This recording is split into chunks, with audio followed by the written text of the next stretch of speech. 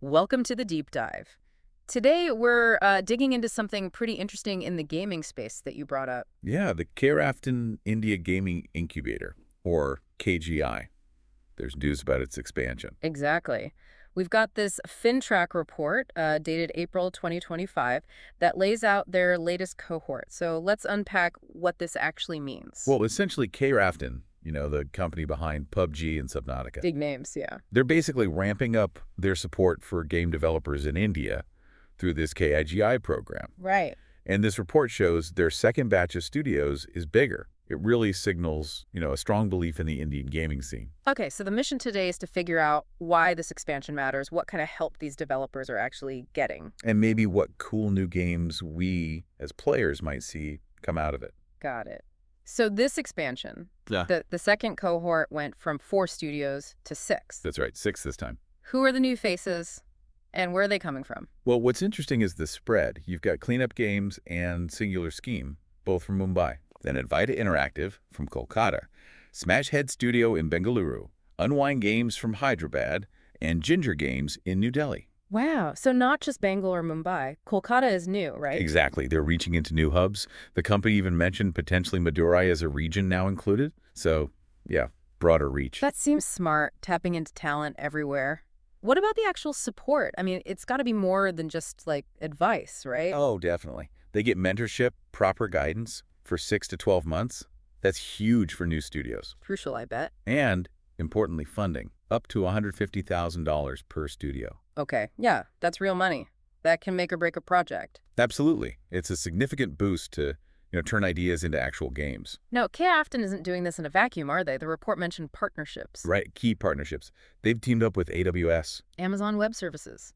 For, like, servers and stuff? Yeah, backend tools, cloud credits. Yep. Essential for making games that can handle lots of players for scaling up. Makes sense. Who else? Axelbyte is another partner. They help integrate core game features, which can really speed up development. Sort of like pre-built components. Kinda, yeah.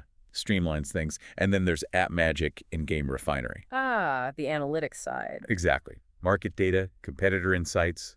Help studios understand where their game fits, how to position it. It informs the design, too.